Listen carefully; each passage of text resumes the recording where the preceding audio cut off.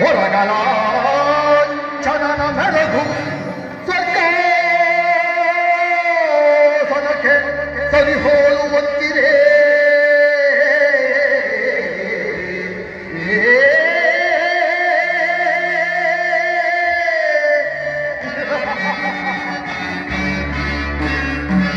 ಹೊರಗಲ ಚನನ ಮೆರಗು ಸ್ವರ್ಗ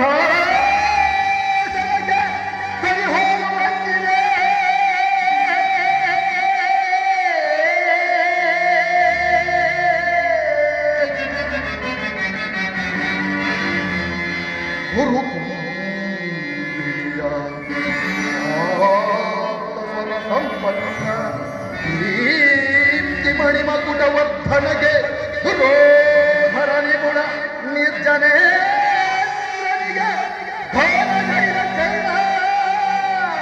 ಸಹೋದರ ದುಶ್ಯೋಧನಾದಿಗಳಿರಲಿ ಎಳೈಹರಯ್ಯನಗೆ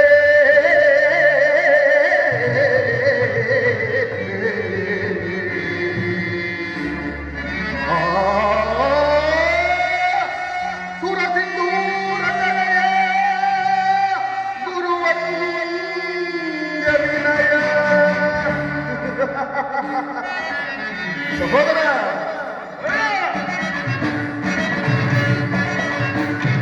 ಸಹೋದರ ಅಲ್ಲಿ ಸೋಟಿ ಹೇರುವವರೆಗೆ ಸೋಟಿ ಹೇರುವವರೆಗೆ ಸೋಟಿ ಹೇರುವವರೆಗೆ ಸೋಟಿ ಹೇರುವವರೆಗೆ ಗುರುಗುರಸಿ ನದಿ ಛಲ ಬಿಡದೆ ಸೌಂದರ್ಯ ಕೈತದರೆ ನದಿ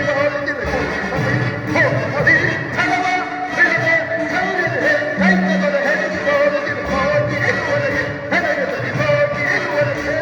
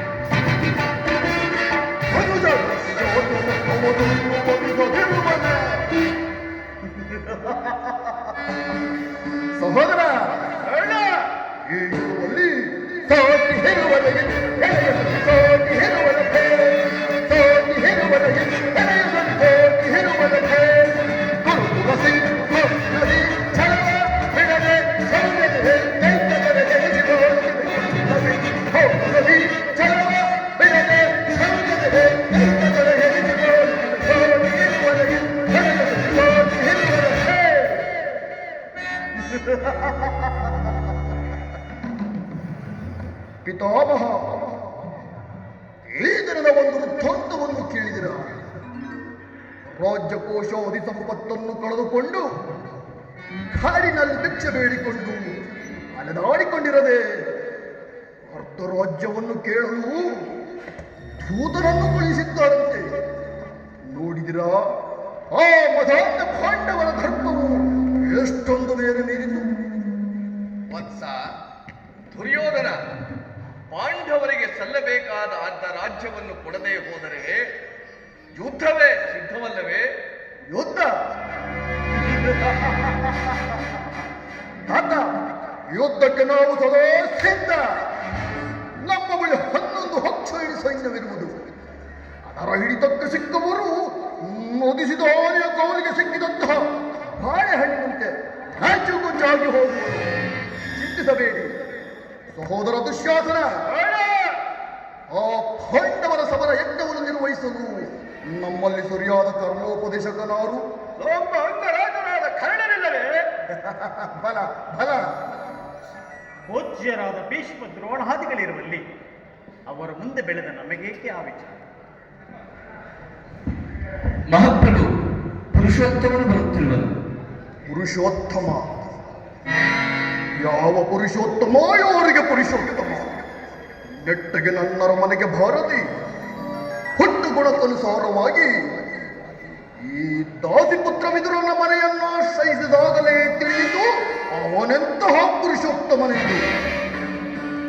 ದುರ್ಯೋಧನ, ಶ್ರೀಕೃಷ್ಣ ಪರಮಾತ್ಮರು ಇಲ್ಲಿಗೆ ಬರುತ್ತಿರುವುದು ನ್ಯಾಯವಾಗಿ ಆ ಪಾಂಡವರಿಗೆ ದೊರಕಬೇಕಾದ ಅರ್ಧ ರಾಜ್ಯವನ್ನು ಕೊಡಿಸಲೇ ವಿನಃ ನಿನ್ನಲ್ಲಿ ಯಾಚನೆಗಲ್ಲ ದುರ್ಯೋಧನ. ವಿದುರ ಚಿಕ್ಕಪ್ಪ, ಚಕ್ರವರ್ತಿಯಾದ ನಾನು ಪಾಂಡವರಿಗೆ ಅರ್ಧ ರಾಜ್ಯ ಬರಬೇಕೆಂಬ ವಿಚಾರವನ್ನು ನಿನ್ನಿಂದ ಕೇಳಿ ತಿಳಿದುಕೊಳ್ಳಬೇಕೆ? ಸಾಕು, ಸುಮ್ಮನೆ ಕುಳಿತುಕೋ. ದುರ್ಯೋಧನ, ಬಲವಂತನಾದ ನಿನಗೆ ನ್ಯಾಯವೂ ಅಧೀನವು ಅಥವಾ ನ್ಯಾಯಕ್ಕೆ ಸರ್ವರೂ ಅಧೀನವು. ನ್ಯಾಯವಾಗಿ ಕೊಡಬೇಕಾದ ರಾಜ್ಯವನ್ನು ಪಾಂಡವರಿಗೆ ಕೊಟ್ಟು ಸುಖವಾಗಿ ಬಾಳು. ವಿದುರ ಚಿಕ್ಕಪ್ಪ, ಪೂಜ್ಯನು ಹಿರಿಯವನು ಎಂದು ಸುಮ್ಮನಿದ್ದ ಮಾತ್ರಕ್ಕೆ ಬಾಯಿಗೆ ಬಂದಂತೆ ಬಗಳುತ್ತಿರುವೆಯ ಸಹೋದರ ದುಶ್ಯಾಸನ. ಈ ವಿದುರನನ್ನು ಕೂಡಲೇ ಸಭೆಯಿಂದ ಆಚೆಗೆ ಅಣ್ಣನಿಂದ ಮಾತನಾಡಿ ಅರ್ಥ ಗಾರಾಜಾಡಿ ತಂದೊಡ್ಡುವೆಯ ಬೆಂಬಲ ಕುಳಿತುಕೋ, ಇಲ್ಲದಿದ್ದರೆ ಈ ನನ್ನ ಗದೆಯಿಂದ ಸಂತರಿಸಿ ಬಿಡುತ್ತೇನೆ. ದುರ್ಯೋಧನ, ನನ್ನನ್ನು ಈ ಸಭೆಯಿಂದ ಹೊರದೂಡುವಷ್ಟು ಸಾಮರ್ಥ್ಯ ಉಂಟಾಯಿತು ನಿನಗೆ. ಹಾಗಾದರೆ ಕೇಳು, ಹಿಂದೆ ದ್ರೌಪದಿಯ ವಸ್ತ್ರಾಭರಣ ಕಾಲದಲ್ಲಿ ನೀನು ತೊಳೆದೊಡ್ಡಿದಾಗ ನಾನು ನಿನ್ನ ಪಡೆಯನ್ನು ಮುಟ್ಟುವುದಾಗಿ ಭೀಮಸೇನನ್ನು ಪ್ರತಿಜ್ಞೆ ಮಾಡಿದನಲ್ವ? ಅಂತಹ ಸಂದರ್ಭದಲ್ಲಿ ನಿನಗೆ ಯಾವ ಅಪಾಯವೂ ಸಂಭವಿಸಬಾರದೆಂದು ಈ ಧನುಸ್ಸನ್ನು ಸುರಕ್ಷಿತವಾಗಿ ಇಟ್ಟುಕೊಂಡಿದ್ದನು. ಇದರಿಂದ ಇನ್ಯಾವ